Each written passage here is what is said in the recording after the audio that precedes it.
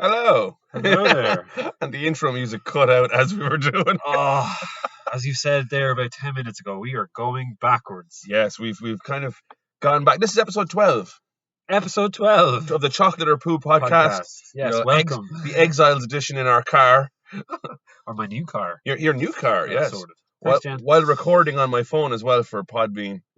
Yeah, I got episode 10 and apparently I failed to record episode 11. And what happened to episode 9, Jason? Yeah, Jason.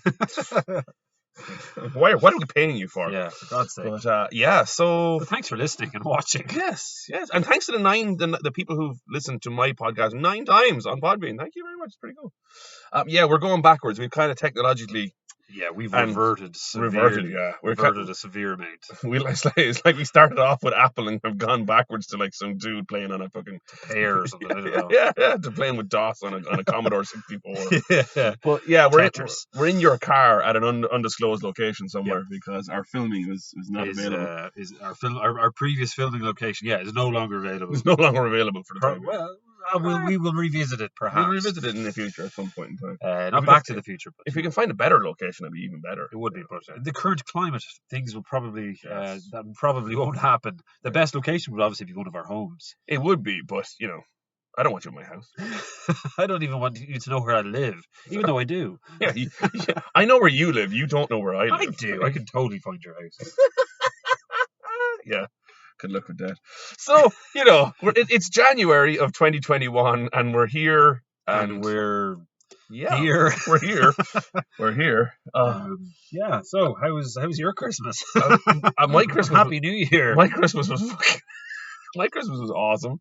It was very good. It was nice. It was nice. It was baby's first Christmas, Daddy's first Christmas. Daddy's first Christmas. Baby's first snow. Daddy's first Christmas. Yeah, Daddy's first Christmas. No, it wasn't Daddy's first Christmas. Daddy's had multiple Christmases, but it was baby's first Christmas, and it was baby's first snow and Christmas tree and all that kind of thing, Santa. And it was nice. Yeah. Did you do Santa? We did. We got presents and stuff from family and things like that, and we got him some stuff as well from Santa. So it was nice. We laid them out on the chair, and we kind of let him look at we left out a mince pie for Santa. No, it's 2 mince pies for Santa. A cup of milk and a carrot. May have possibly got thrown out the window. We were the same, but it was instead of a mince pie, it was a big cookie. Big cookie. Very nice. Big cookie. Yeah. Big cookie. Santa munched those mince pies. Yes, they did. Yeah. Santa definitely packed away all the cookies there, I have to say as well. Definitely. But it was awesome. It was nice. I mean, we had the presents and we got video of him tearing the wrapping off the presents as well. So it was pretty good. It was cool because he was like, he didn't know what it was, but David was still like, pulling everything down off the couch as he does. But it was a lovely time. It was a nice kind of couple of weeks off, the guts of 2 weeks. But obviously we've come back to a shit show. Yeah, we've come back to work in a climate of the Black Death. Yeah. It's been hard, especially with you're kind of worried more now about people getting sick with this more virulent strain of virus. And we went up to a wedding in Cavan, and to one of my. This was before Christmas, though. Just before Christmas, and. It was a beautiful wedding. Shout out to David. Yeah, actually, I don't think he actually watched stuff. Hello, David. Hello, David. Yes. But fuck you, Jason. Fuck you, Jason. Beautiful day was had. But then, kind of a couple of days after the wedding, Nicola was starting to get a tickly throat, and she ended up getting a head cold. Now, obviously, we were fairly sure. We weren't sure. So, look, how can you be sure around this? Around these days. But she got tested. She didn't have it. Then I got the head cold. I got tested. Didn't have it. And then her mum got it. She called into the house for like 10 minutes to drop off clothes because we don't have a washing machine where we are. Yeah. Hence why we're doing that's because you're building a house. Like, let's be honest. You're not just some bum in his 30s who doesn't have a washing machine. You're just like, I'm building a house. That's why I have no washing machine. That is exactly why. She was literally in the house for 10 minutes and then she got sick as well. She also got tested and we knew it was 99.999%. Well, I mean, you've been tested and I've been a social hermit who's gone from home to work and home again. Yeah. And that's why that's why the two of us are sitting here with no masks on. It's just like again still but I mean it's because like we are the one group of society who actually follows the instructions and wears our masks and sanitizes and does everything more than anyone else and does like another colleague in work was saying that I think one of the neighbours or someone they knew within the area that they're living had I think it was 25 people for Christmas dinner. Fantastic. You know, and it's just, and I think 19 of them got COVID. Like man, for fiddlestick's sake. Yeah. And they should be put on the bottom of the fucking vaccination list. Yes. I've read it. I think it's either one of the Scandinavian countries. I don't know if it's Denmark or Norway. One of them is developing a digital vaccination passport, so that, you know, obviously if you probably download an app or something that they develop, and once you get it stamped or whatever virtually on your phone, and you're able to use that. But these people obviously you know, they'll be way down the list of people who actually will be able to use that then. I love it. Reminds me of that Star Trek meme you sent me of Gul Dukat, and he's like, I don't think we should kill all the stupid people. I just think we should take the warning labels off of Domestos and just let the problem solve itself. Like, you know, because it will. Yeah. You know, absolutely. And I think America is a perfect example of that. And we won't talk about it for long because I love it. Oh, come on. Yes. I've been sitting here. You can't see it, but he's holding his knee like Family Guy. Peter Griffin, baby. I've been dying to talk about the Americans. I really have. No, I have two jokes I want to make about the Americans. Go. The first one was that Turkey and Iran have both issued statements to the United States saying that they should respect the democratic process. Turkey and Iran. The fucking irony of it. And the second one was, there was a meme like, you know, the US spends $750 billion on defense and security. I said this to you. Yeah, you said this to me. And the capital fell in 20 minutes. Or, wait, I need to read this one because you know the one I'm going to read. Oh, yeah. Don't say it. I was like, is it the wordy one? Yes, it's brilliant though. It is like fabulous. Where is it? Yes. Yeah. If the United States saw what the United States is doing in the United States would invade the United States to liberate the United States from the tyranny of the United States. Like, what the absolute hell? Oh my God, those guys are brilliant. And then that's a really good one. You sent that to me. Oh yeah, I don't think you can see it. No, it's basically the clown from the Joker. It's, what's his name, Joaquin Phoenix, and the guy who played It, Skarsgård, who was in the 2020s It. And it's like, you know, 2020 showing 2021 around the workplace. Oh God, they're brilliant. I mean, it's very good. One of the memes I saw that I didn't get a chance to read or to send to you was the one that, what if 2012 was actually meant to be read as 2021? Oh God.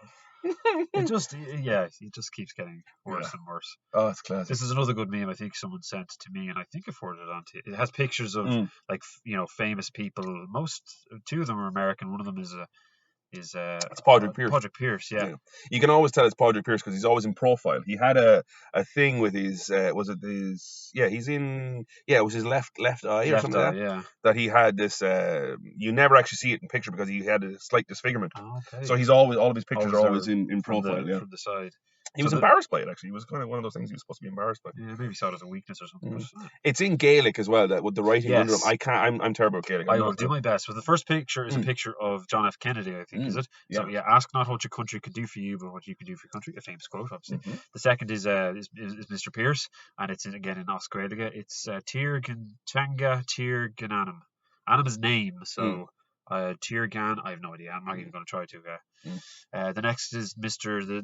the Reverend Luther King, Martin Luther. It's hate cannot drive out hate, only love can do that. And then there's a picture of Micheál Martin, and ye can forget about takeaway pints. Yeah. Our current Prime Minister, you can forget about them takeaway pints. Taoiseach. Merkel O'Hukagon. What's your man's name that used to do the guy? O'Hukagon or something. Micheál O'Hukagon. Micheál Hurtig or something. Micheál Hurtig. And Jesus, there's Shamey Logan running up the left side of the field with the ball. Yeah, it's Micheál Hurtig, yeah. And Murrah Hurtig. Murrah Hurtig. We're getting quite dark here. I'm going to lash on the... Yes. Well, I'm hoping the light from the recording on my phone is illuminating illuminate me. Whoa. There. Ooh, that just reversed my laser eye surgery. Reverse laser eye surgery. Actually, funny little sojourn. Sojourn? Yes, the technology behind laser eye surgery was the grandfather technology that was actually used to dock a space shuttle with the International Space Station. Wow. One of the adaptations of the technology that they were able to use, the laser guidance and the mapping and things like that was used to dock. That is pretty cool. There you go. So and the subproducts of it then were eventually you were able to, because like people always say, well, why are we developing this piece of technology? What's the practical purpose of it? You don't know what the practical purpose of it is. It could be anything. Yeah. There you go. That's clearly demonstrated by the laser eye, which is why we need to spend 10 million on the reproductive sex life of sea slugs. I mean, it's just you never know what we might be able to get. We might learn from them. Yeah, exactly. I was interesting. I WhatsApped you when I did it. My wife purchased for me a telescope a number of years ago. I've hardly used. I remember one drunken night at home, I ran out because the moon was really big, and I fiddled with it and I tried to look through it and see it, and it didn't work. You were spying on the neighbours. Don't fucking lie to me. What's that film? Your man Christopher Reeves was in it, when he was in the wheelchair. Anyway, so I pulled it out the other night because I was like, "Feck it, I'm gonna pull it out because I've been fascinated. As we've talked of our love of Star Trek and the stars." Christopher Reeves. Wasn't Christopher Reeves? Didn't they do a remake? Wasn't he in the remake? It was the Rear Window. The Rear Window. Like that. Yeah. It wasn't Stephen King. No. The Rear Window was a Hitchcock film, I think. That was the one with your man who was in It's a Wonderful Life. Do you not remember It's a Wonderful Life? I don't know the name. I wouldn't. Oh Christ! Okay, well, the actor who was in the original one. I'm just because I do want to hear about you're talking about Star Trek, and I know what you're getting onto, and I really want to hear it. But very briefly, the guy who was in the Rear Window, the original black and white one, and everything else, that he was a World War II bomber pilot, and when all the other leading men like John Wayne and that were doing war movies and hero movies, and John Wayne never fought in World War II. This guy did, and he never did a war movie because he knew what a real war movie was about. So it's just like, this is just an absolute. You were saying about the moon. Yeah, you did text me. I did. Yeah. Yes. And it was you were telling me about the. Yeah. I went out and had a look at the moon because of you. It was lovely. It was beautiful. But I set it up and I just was like blown away. Now Nicola was like, "Oh, sure, give me a shout when you get it set up and see if you can see it." And I was just like blown away. I was just like, "Holy crap! You can see. I can see the craters. I can see the." You can see the little mountainous ridges of it. You can see the impact craters from asteroids over the years. And even because it's called a Barlow lens, so it magnifies the lens that you have in it already. So I use that, and you're actually able to see. Obviously, like when you look at the moon, our eyes see it as perfectly circular. But when you have it under such a obviously powerful lens, you can actually see that it isn't, obviously. Yeah, you can see the you can see dust, and you can see like just it's just. And then I gotta get a look at it. Oh, it's stunning, cool. Beautiful. Yeah. And then I got my wife to come out to look at it. She goes, "Oh yeah, it's cool." She says, "It looks better without the telescope." I was like, "Are you serious?" Yeah, it's women, man.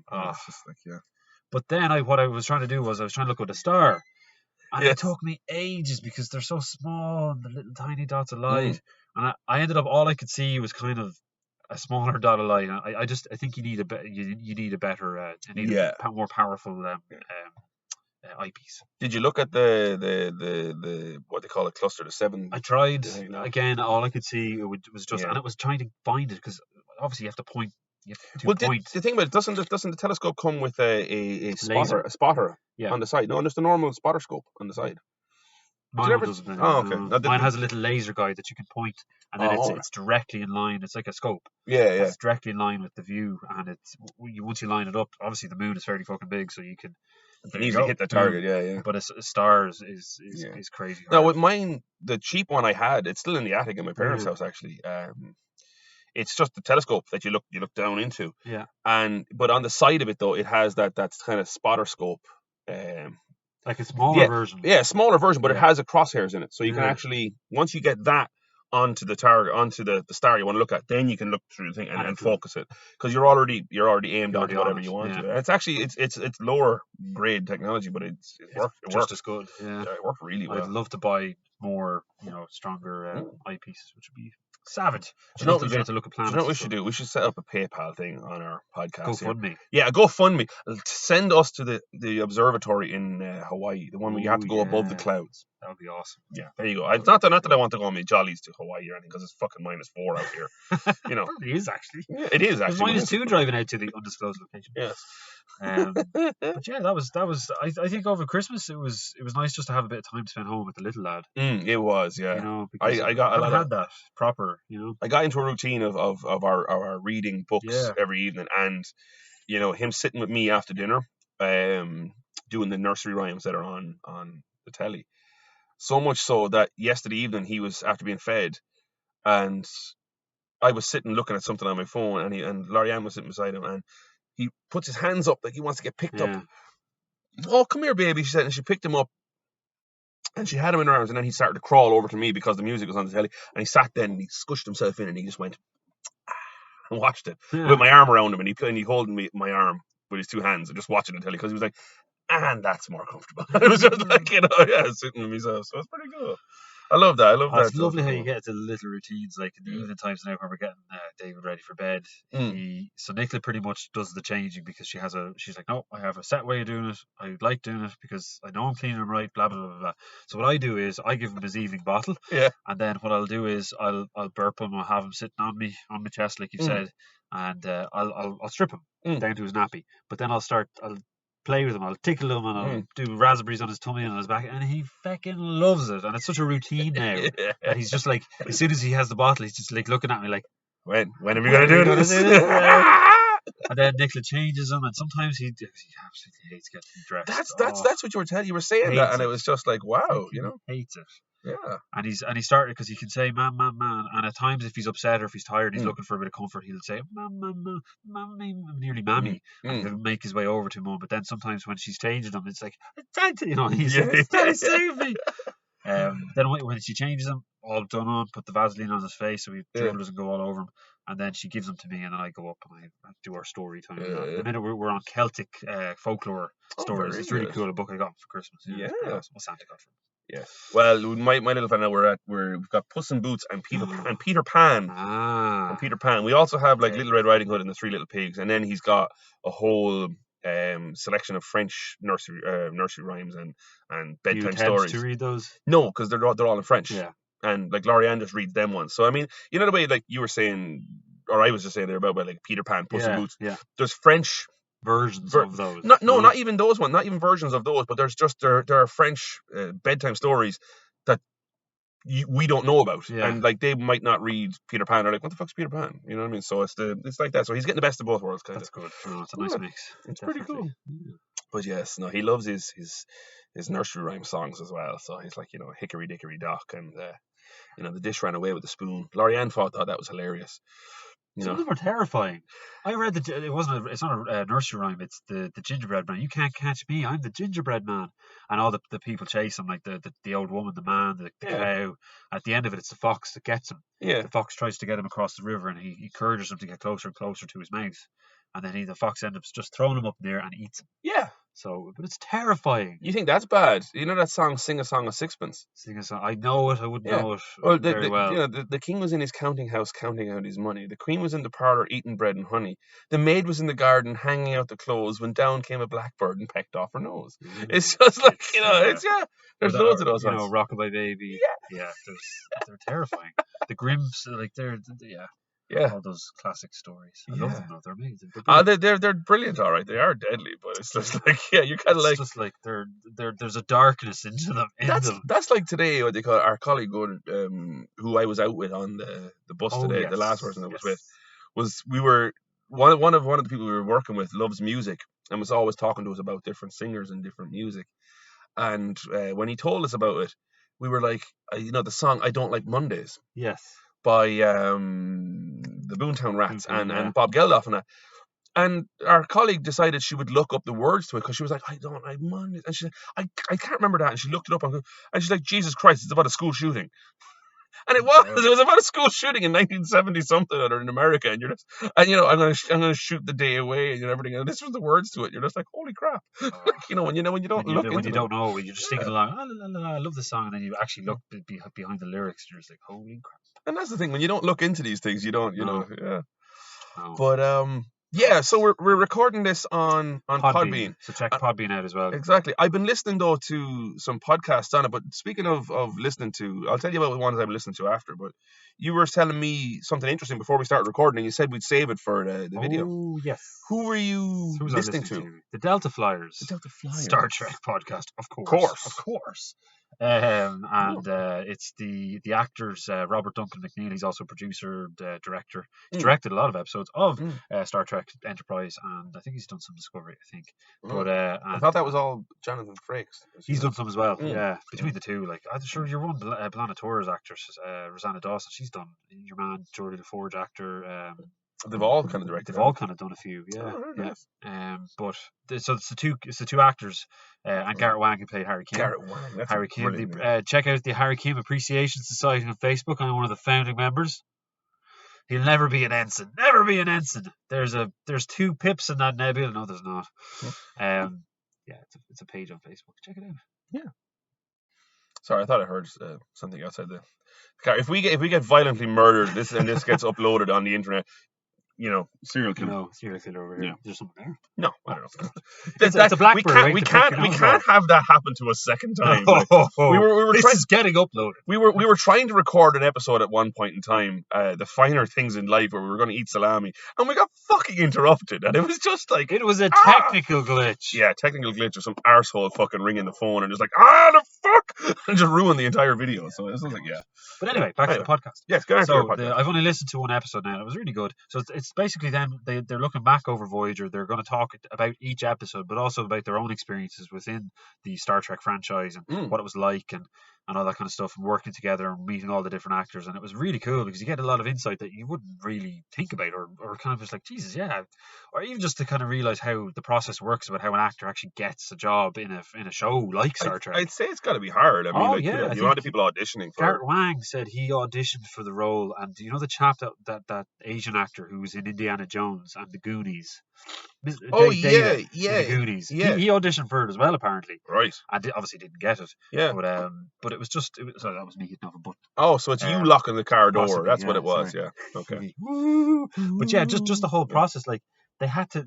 They all when they all got the parts, they all had to get kitted out in the costumes. And Garrett Wang was saying that he got shoes, and the shoes were so uncomfortable they didn't fit him. Long story short, he looked at the shoes, and whose name was on the shoes? B. Spiner.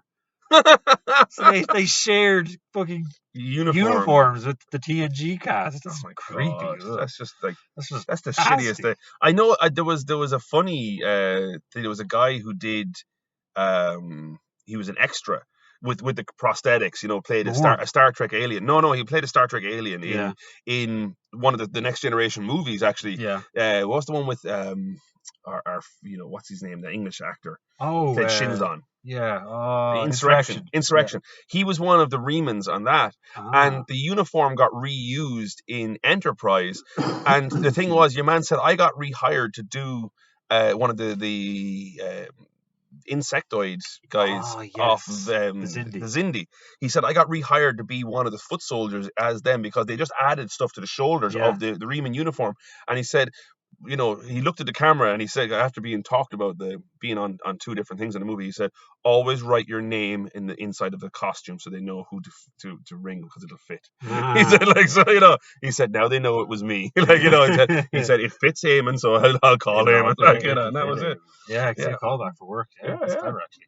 But it was fascinating. Yeah. Why couldn't they just get him a normal pair of boots? I mean, they had to get one specially made for him, and they still didn't fit him because your man just came in. Apparently, some Italian dude just looked at his feet and goes, "Oh yeah, you're blah blah this size, whatever." A couple of weeks later, here was a pair of shoes, still didn't fucking fit him. It was just random. But I mean, how special do the shoes have to be? They're just black shoes. I know. I think it's just like we look at the show and we're like, actually, these lads must live the life of. Those are like 17-hour shoots. Oh, I remember. Episode. I remember the what's her name who played the captain. Mulgrew.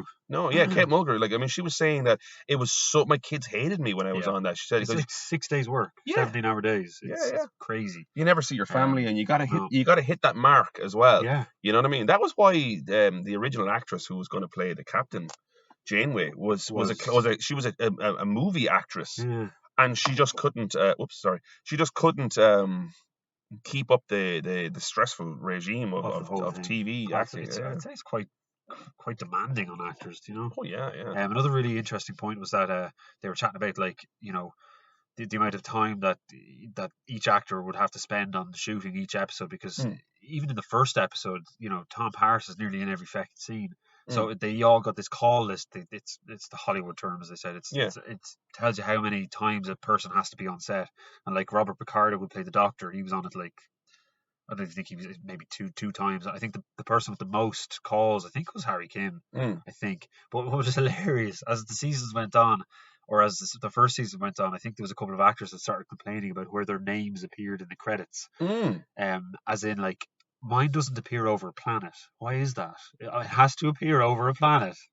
Like something as stupid. Oh, tell me that was the guy who played Chakotay.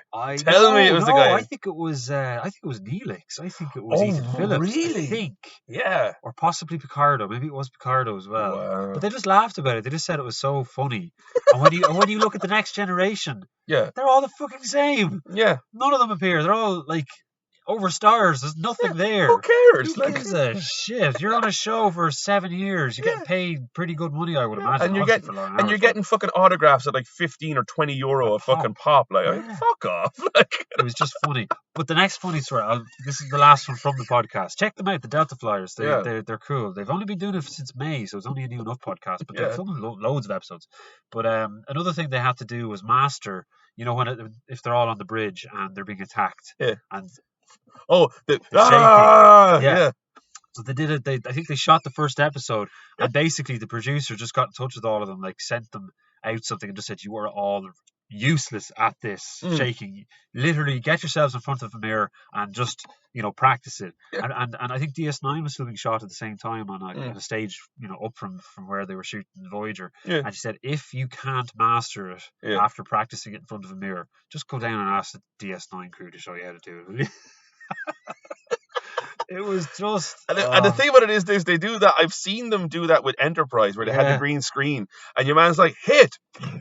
Yeah, and then you're just like... Hit! When you all have to do it at the same time. Yeah. It's just like... hilarious.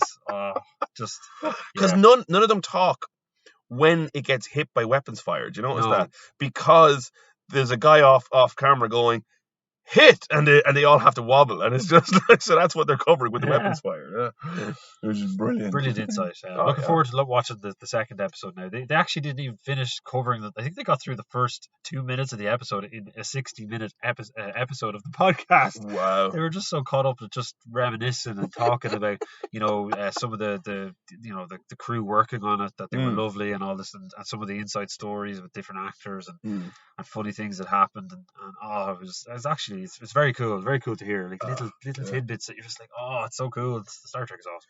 It is. Apologies for yawning. All right. What was I going to say to you? Yeah, I'd say though, like the auditioning for TV shows and movies. I mean, you've done it. You've dabbled in a bit yourself. Not to that extent, but yeah, I spent a year trying to get into acting in Ireland, but it didn't work, obviously. But I mean, like the amount of... why I'm on this. I'm literally carrying him the entire time. No, but it's like I've never auditioned for anything, and I don't know if I ever want to do it. But I'd say it's got to be... It's stressful. You have to memorize monologues. You have to just get into the front, and then obviously you have to and then there's 20 other guys in the hallway who are all going to do the same thing. Like, you have to put your own spin on it in a way that will make it. I auditioned for this. The RTE used to do these late night kind of independent one-off sort of like stories type things, and I auditioned for one of them. I didn't get it. It was called Starfek. Right. So it was an Irish take on Star Trek. And I swear to God... Wouldn't it be great if Colin Meaney had been on it? It would have been funny. That would have been fucking awesome. But I swear to God, I must have been auditioning for 2 hours. Yeah. Because what happened was they would get a group of actors to come in and audition for the different parts. And then they'd say, okay, we'll keep you. That's enough. We've seen enough of you. And they kept saying, "Oh, you stay on." Yeah. I was like, "Oh, this is really cool." So I got to be like, I ended up putting like a fucking Russian accent on, pretended to be like a Russian version of Scotty. Yeah. And then I was Captain Kirk, except I was like the Futurama version, like your man Zap Brannigan. Yes, with the big belly sticking out. And I was just like, I ended up not getting the role. Yeah. And I remember there was this other actor. He was crazy. There's this lad with long hair, and I must have seen him about 4 or 5 different times at different auditions, and he got a role as like the protagonist. It was a Klingon type character on an alien ship, and he got the captain because he was just such a strange man. He was so peculiar looking. He actually looked like Gowron, except without the Klingon forehead. As an actor, as trying to get into acting, you end up doing a load of student shorts. Yeah. So you end up working with college students that are like 10 years younger than you and doing these shorts because you need footage for like your show reel. Oh yeah. And I ended up doing like a couple of ones with this actor because you could use this as your show reel. I could use this as my show reel, absolutely. Yeah. But it's a funny old gig acting. Yeah. Speaking from like I have a ton of fucking experience, but it's just Ireland is too small. You have to know in Ireland to make it. You have to. In know Ireland, someone. there are 4 actors. I mean, it's just if you look at RTE or any Irish movies, there are 4 fucking actors. Yeah. And one of them is that old woman who's been in everything. What's her name? I mean, like she was in. Foot. No, yeah, I think it might have been. What was that? Home Alone. She's in Home Alone as well. The second no, not her. Not Brenda Fricker. Brenda Fricker. That's who I'm But Brenda Fricker is one of the 2 old women okay. of the 4 Irish actors. Gabriel Byrne is the other one. Like no, Farrell. Do you remember? No, she's a woman. Do you remember? Just for a second, because I was trying to remember that old lady. What was her name? Fuck. Oh God. Do you ever remember that movie that came out a while ago, where it was the mammy had money in the mattress? Do you remember the one with the guy from the Unbelievables, Pat Short? Pat Short. Do you remember he had his mother was supposed to have stuffed the mattress with 100,000 euros, and they came in, as all the kids did, and renovated the house and thought, Mammy will appreciate this now. We got her a new bed, a new mat. My money was in that, and they ended up looking for it, and it was called The Mattress. Like she's that actress who's been in fucking everything. Like and it's that's the thing about Ireland. You're right. It's too small. There's too many. It's a small pond with big fish. Yeah. I remember even trying to look, because to get to be on the books to work somewhere like the Abbey, they have a list of actors, and you have to wait. There's a casting call that comes out to be on the books for the to be considered to be in any of the plays, and I never got it, but yeah, it's a tickle.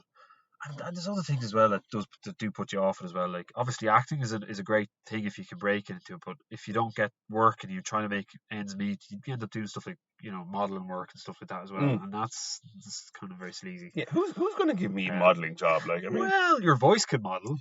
Oh, there's voiceover work. I could do voiceover work, yes. Yeah. But it's I suppose the point I'm trying to make is that world is it's seedy. It's actually disgusting. The modeling world. The modeling world. I got called a few times. To first you had my curiosity, now you have my interest. Well, go ahead there. No, just the characters you meet.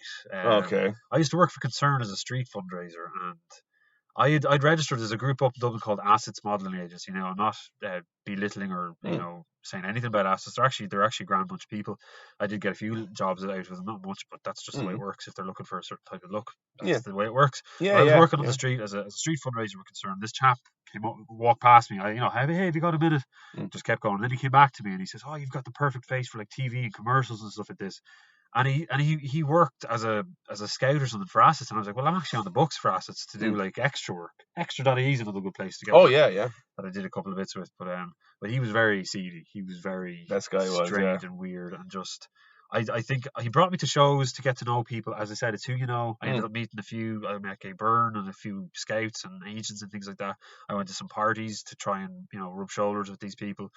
And he literally asked you to rub shoulders of these people. You end up going down the Jennifer Lawrence road. It's not a great way. No, absolutely not. So it was. So I would advise people not to. That reminds me a little. That road. That reminds me a little bit of that Joe Rogan joke you said about Harvey Weinstein was a disgusting, horrible individual asking actresses to have sex with that fat, disgusting man. He said, but if it was Harvina Weinstein asking you came to my son with a Marvel movie contract and a solid deal, you know what I mean? I'd be like, how much do you want a Ferrari, son? Make the old lady happy. But there you go. Because he said there's complete sexism in it. There is. Absolutely. When you hear about like Harvey Weinstein, you're like, that guy's a disgusting pig. He said, But he said, if I opened the newspaper and found out that some 25-year-old had to have sex with a 57-year-old lady, to get a movie deal, I'd be like, ha ha. Oh, God. Sorry, that's just who I am. It's okay. It's all right. I missed you. I missed this. This was funny.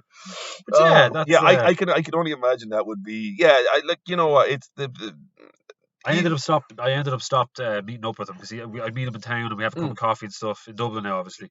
And he'd say, "Oh, we'll go to this show next and we'll try." And at the end of it, I was just like, I stopped talking to him because it was just like I wasn't getting anywhere. I never got any work. I never, it was just. I think I went to one party with him. He brought me to 2 shows. It was actually really cool. It was the night or the the Christmas Carol. And the play version was actually deadly. It was amazing.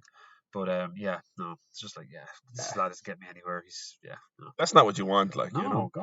And it kind of reminds me of the segue into the podcast that I was listening to at home over the holidays was the history of Rome, and it's on Podbean. I stopped by the time we got to Nero, because I found another more interesting podcast that I got into listening instead.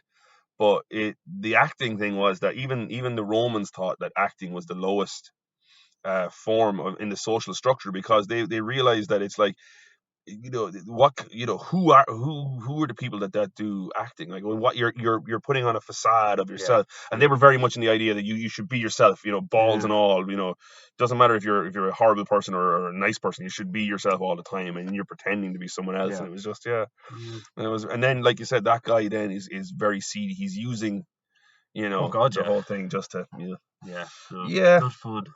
I'd say you were I don't want to delve into what you were asked to do. I wasn't asked to do anything. Any of these parties. I wasn't asked to do anything, but you could see that that's where it was going. Oh, okay. With the type of people that he was introducing me to, I was just like, oh no, I don't like this chap at all. Because I never lived in Dublin at this time. I wasn't living in Dublin, so I always had to go home. I was in like get the Lewis out or something, or get a bus or whatever. And even just dicking you around, it's going to cost you money getting in and out of Dublin. I remember I did a Shakespeare play up to Dublin. It was profit share. I did about 2-3 months rehearsing up and down from where I'm from in Wicklow up to city centre, and we did a full week's run in a place called the T. I think I talked about this before in the podcast. Yeah, you did. Yeah. And full runs, 2 shows a day for a week. All I got was €20. Yeah. Profit share bullshit, So it's not a living. How can you make a living? No, you can't. Well, that's the thing. I mean, that's why a lot of artists have other jobs. I mean, even Jared Butler was working in an accounting firm while auditioning for movies. He's still a shit actor. He's still a shit actor, but he's a well-paid shit actor. He's a well-paid shit actor. He is. I wonder if he met Harvina Weinstein. Oh, lad. This is it. It's fun to be back. It is fun to be back. It is really fun to be back. I'm not going to ask, should we make plans for another episode, because every time we make plans, we're going to watch this episode, we're going to do this. The biscuit tin. Yeah, that never fucking happened. Like, look, life and shit gets in the way. And I mean, I think it's just, what happened. I love having the finer things in life episodes, and I want to do another finer things in life episode. We'll have to get back to that. As for planning everything else, fuck that. I mean, just the random banter is better. It's the best. Yeah. Like we'll do our Star Trek episodes as well, but I think we talk enough about it anyway within the podcasts. We didn't talk a lot about America, but we, you made your couple of jokes and we talked a couple of memes. But obviously the scenario over there is just complete and utter nonsense. Do you want a Star Trek meme that I found recently? Oh yeah. Was your one in I can't remember the actress's name, but in Star Trek Discovery, the main character, what's her name? Burnham. Michael Burnham. Yeah, and it's just like, it's her starship and she'll cry if she wants to. And it's just her like, crying all the time. And it's like previously on Star Trek Discovery, it was just 4 pictures of her crying. You finished that 3rd season. I didn't. I did. I think there was another episode. Maybe tonight, I'm not sure, on the UK Netflix. I think there might be one episode left. Okay. But is it worth checking out? It isn't. I mean, I watched it simply because there's nothing really else to watch. No, there's not a ton of stuff up. I'm waiting for season 11 of Archer to come up on Netflix UK. Other than that, I'm not, But then the US Office is on. It is. It's on Netflix. Yeah, it's back up. It was up there a while back, but it is very good. Yeah, that's what she said. Cool. But yeah, no, the Americans are a complete. Oh, they're in a shambles at the minute. Shit show. Those lads are going to get done now. They're going to get sent to prison. And Trump, made a statement there. I think it was last night, and you could tell he did not want to say these things. He completely condemned the attacks in the Capitol, the storming of the buildings, and he says these people are not Americans. No American stands with these people. Blah blah blah blah. But he didn't mean one word of that. Of course he didn't. He didn't mean one fucking word of that. And it's just, I'd be embarrassed if I was America. Even the people that didn't vote for him, you didn't stop him from becoming president, and now look at what's happened to you. So, look, what was it? They say, like, the Americans just want. They just, they've been quiet and peaceful for too long. They need a good scrap. They need a good civil war. They need a good kick the shit out of each other. They're that kind of people. They've been doing this for a long time. They've been having riots and police shooting people and stuff like that for a long time, and they need that. They just seem to be that kind of boom people. Bust, society. And I just thought it was hilarious because they talk about Antifa, and all these. They were really the ones waving the Trump flags. But you have all these Trump supporters that have these channels and podcasts that are the only place that a lot of these people get their news from, not legitimate news sources. So it's all fake news. But like you have the Welcome to the Revolution on one of the podcasts. I can't remember who does it. And then as soon as he, does a spiel for 10 minutes afterwards, it's advertisements for guns and advertisements for camouflage clothing and advertised for like you're in sight. It's subliminal messaging. Like it is just brainwashing bullshit. You should check out on Netflix that TV series, Dirty Money. Right? It talks about a lot of different things and like how the HSBC were involved with laundering cartel drug money from Mexico and things like that. But one of the episodes was about Jared Kushner, his son-in-law, who's married to his daughter, to Trump's daughter, right? And about him and his family, the Kushner company or corporation or whatever, and they're the real estate business, and they're in the landlord business. They rent out apartments, things like that, all over America and outside Baltimore and things like that. And these people were living in these units. And they were really letting them dilapidate it as much as they could to get as much profit out of them without doing much maintenance. And your one asked them, and she said, "But like, and do you Jared Kushner is the Kushner Corporation who owns this building?" He goes, "Yeah," or Monarch was the name of the company, or whatever. Yeah. I think it was Monarch was the company that his family owns, or one of the companies that his family owns. And your man said to him, it's Jared Kushner who owns this, who you're paying rent to every month. He goes, yeah, I do. She goes, and you're a Trump supporter, aren't you? And he goes, yeah. And she goes, why are you a Trump supporter knowing that, him and his family are the ones who are the slumlord landlords that are, he goes, because, he's going to make America great again. And it's just, it's like Bill. Bring a horse to water. Yeah, it's like Bill Maher said. It's like the mob wife. You show up with the black eye, and it's like, oh, I walked into the door, and it's just they've got this mentality of just But as well, I think, was it Lindsey Graham? Lindsey Graham. He has to have some blackmail stuff of him with a goat. I swear to God, there's got to be a video of him and a goat somewhere that Donald Trump has in the desk drawer in the White House. But he came out with a statement saying that this is it, Joe Biden's won. But I just love how he comes out with the statement as if he's expecting to be congratulated, to say, oh, well done, you accepted the result. Yeah, he was enabling them 30 minutes before the cops shot your one in the thing, and then he was like, oh shit, somebody got shot. He's terrible, I'm resigning, I can't stand it. Same with Mike Pence, Yeah. Like they're all, but I just love how a lot of the Republicans have come out and said that we now accept the result. That's fine. What do you want, a fucking medal? Yeah, for embracing fucking reality. That happened a month or two ago at this stage now. Yeah, it was. Yeah.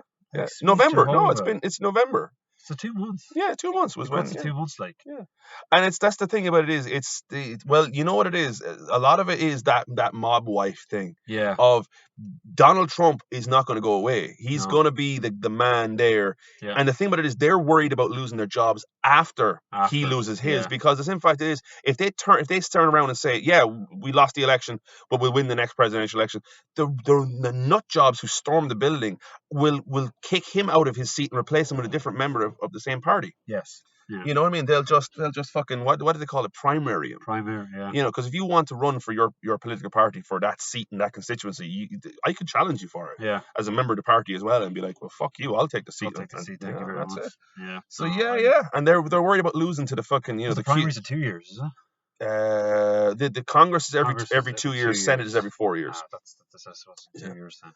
So, and I mean, like those guys, that's why they call it the midterm elections, because it's the middle of his term, and that's why like they're worried about the flat Earth QAnon fucking guys taking over, like, and it's just the lunatic fringe. Like, I mean, we have a lunatic fringe here in politics. We do. Fucking hell. They're called Sinn Féin, like. They're called independents, like fucking Jackie Healy-Rae's son. What's his name? It's not Jackie. Jackie's the father who died, isn't he? He was a teenager. Michael Healy-Rae. And Danny Healy-Rae. That's it. Yeah. It was the fairies. The fairies didn't take control of weather. God.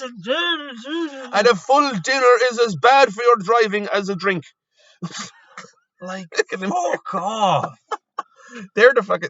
Those guys really are the Duck Dynasty of Ireland. Oh, they are. Fucking, they're as embarrassing as those Duck Dynasty lunatics. And I'm sorry to compare them to Sinn Féin are worse. So look, they're. But the thing about it is, those guys are dodgy fuckers. Yeah. Like, you know what I mean? Yeah. It's the other conniving gobshites that you couldn't trust. If you shook their hand, you'd have to check to make sure you got your fucking wedding ring back. Like, those are the independents who play to the fucking local parish. Oh God, I know politics is local. Yeah, I know Sinn Féin, Fianna Fáil, and Fine Gael. Like, I mean, Sinn Féin are. Yeah. Fianna Fáil are corrupt as fuck. Yes. And the other guys, Fine Gael, are corrupt as fuck as well. But I could. You know what you get, though. You know what you get with them, but there was those independent fuckers, man. Like, they go anyway. Oh, but speaking of lunatic fringe, it's the People Before Profit Alliance. What's your man? Oh, what's his name? Michael Boyd Barrett. Yes. Boy Barrett, boy. The communist fringe. They're the communists. I mean, those guys really are. The communists. Talking about our back to my acting day. I remember I did. That was That was brilliant. That fairies did it. That was fucking awesome. You should do some voice acting work. Top Gun acting. That's high praise. Yeah, that's high praise. Fucking love. He's my favorite actor ever. He is the best. Keanu Reeves as well, and Robin Williams. Oh yeah, but Nicolas Cage is a fucking legend. Yes. He calls it operatic acting, but anyway, operatic acting. It is. He's actually Nicholas Coppola. Yeah, he's the Coppola family. Nephew. Famous movie family. But go on, anyway, your acting thing. You were talking about communism and socialism. During my acting days, I pretty much would take most jobs that I could get. Yeah. Unpaid or paid. You didn't play Joseph Stalin, did you? No, I didn't. But they were having a rally in front of the house, in front of Leinster House. And I pretended to be the king, which was the French king that got decapitated? Louis the 14th. Louis the 14th. Or something. I dressed up. Or Louis the 16th. Oh, yeah, I dressed up basically as him in full fucking 18th or whatever regalia, and stood up in front of a crowd of about 300 outside of fucking Leinster House. And I'm sure you could find it on their Facebook page somewhere. That is awesome. I pretended to be like the government and was like, we give you cake, what more could you want, and all this. And then also, because I had auditioned for a play that they were trying to do, in fairness to them, blah, blah, blah. But I also did a camera shoot for them, like a publicity thing in the paper. It was in the Irish Times, actually. And your man, who's that? What's his name? He's a senator. Norris? Beard. Yeah, Senator Norris. He was in it. I pretended to be a peasant. And this other chap was like a landlord or something, and obviously because and he was basically standing over me, and Norris was in there, and we took pictures with him and everything. I was dressed up as like a brilliant. It was deadly. I didn't get paid for it, but it was an experience. It was a bit of crack, like. Yeah. But yeah, there you go. That's awesome. So random. Very, very random. Oh, but no, it all comes full circle back. I mean, when you think about like the Star Trek memes that lately are all like communist and socialist, and you're just like, no, that's not how Star Trek works. No. Like, there was a brilliant one of, you remember the guys from the biker repair shop meme of the father and son arguing. Oh, they're shouting at each other. Yeah. And one of them was like, it's Star Trek is socialism. Man goes, it's not socialism. He goes, well, then how do you explain they don't have money? He goes, they do have money. They deal with the Ferengi and everything else. He said, but you don't need to have the same capitalistic system as when you have infinite resources and energy. He goes, it's different. It's not socialism. Jesus. Oh, that meme was class. That was fucking awesome. You man throwing the chair. It's still socialism. While you're doing that, I was looking for a video that I did. One of these short films. It's on YouTube. I never showed you. But it's called The Wonders of Technology. If I can find it. This is going back. Was it you? Like here. The Wonders of Technology. Now you can't see this because Check it out on YouTube though. Is it gonna work out here? Is it gonna work out here in this signal? I will send it to you. Will I send it to you? Well, do you know what's it called? The Wonders of Technology. The Wonders of Technology. What's the channel called? I don't know. I can't. To be honest, this is like 12 years ago. Well, if we can see it, if you ever get a chance to anybody who listens to this, it's a black and white. If you're on YouTube, type in The Wonders of Technology, and it's a black and white video of me. There we go. It's Sherlock Soames. Soanes. There you go. His name is Oren Soames. He owes me like. And is this a proper video? It's not a comedy. It's a proper. No, it's a music video that we did for this song. That's by an Irish band called Lemon Jelly. Here's me. Oh god. Oh, very good. I'll watch the first 2 seconds with you, but after that, I'm just like, no. Wait, you see young Kev, beardless Kev. Still wearing plaid, I see. Yes, pretty much. Yeah, it's it. So basically, the idea of it is that I'm like old school. I have these old technologies because the candle switched on the light. Oh, look at the light. And now the next one is going to be, I can't remember what the second one was. Watch the second one real quick, and then. So I'm trying to heat water with a fucking candle, and he obviously shows me a candle. The Wonders of Technology.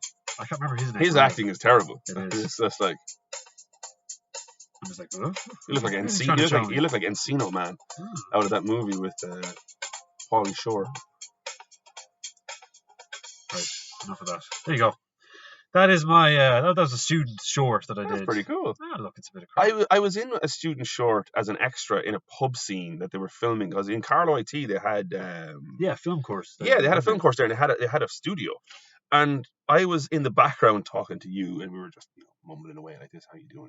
Jesus, I remember I was out Saturday night, and the lads are at the other table having a full blown fight, and we're meant to be like, fuck's sake, go back, and we're drinking cider and pretending we're having cider. Yeah, pretending we're having cider. And I never got to see it. I never got to actually see it.